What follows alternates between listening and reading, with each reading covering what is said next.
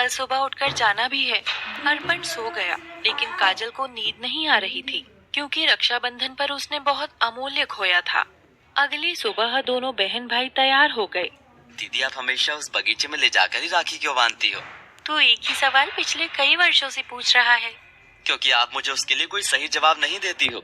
न जाने तू जब सच जानेगा तो सहन कर भी पाएगा या नहीं। अभी चल बताती हूँ। दोनों उस बगीचे के पास पहुँचे। बगीचा ज्यादा बड़ा नहीं था, उसमें 10-12 पेड़ थे, लेकिन उनकी छाया बहुत ज्यादा थी।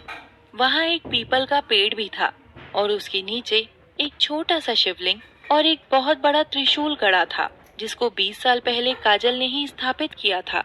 अर्पण, तूने कभी ध्यान दिया कि मैं तेरे साथ साथ इस त्रिशूल में भी एक राखी बांधती हूँ? हाँ दीदी, मैंने एक दिन गिना था। आज इस पर पूरी 20 राखी हो जाएंगी। काजल अर्पण को सब कुछ बताने वाली थी, लेकिन तभी वहाँ दर्पण की फेरारी आकर रुकी। दर्पण का रुतबा वही था, लेकिन आज दर्पण के साथ उसकी मम्मी जानकी और पापा राकेश भी आए। दर्पण, मैं तुमसे इस जमीन की बात कर रहा था। हमें ये जमीन चाहिए। हाँ, ये जगह बहुत अच्छी है, लेकिन जमीन के मालिक इस जमीन को बेचेगा? तुम ही कैसी बातें करती हो जानकी।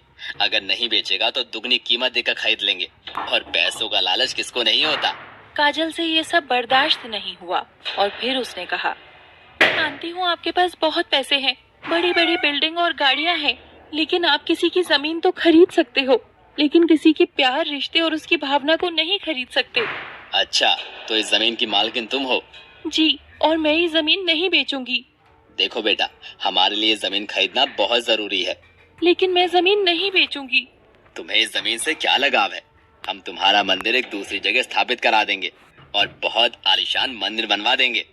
अंकल, ये आपके लिए सिर्फ एक जमीन का टुकड़ा हो सकता है, लेकिन मेरे लिए जिंदगी है, मेरे भाई की यादें जुड़ी है। बेटी, मैं तुम्हारी आंखों में दर्द देख पा रही हूँ। क्या मैं जान सकती हूँ कि आखिर वजह क्या है? आज से 20 साल पहले की बात है। मैं और मेरे दोनों भाई अर्पण और दर्पण मेले में गए थे। काजल अपने दोनों भाई अर्पण और दर्पण से बड़ी थी। उनके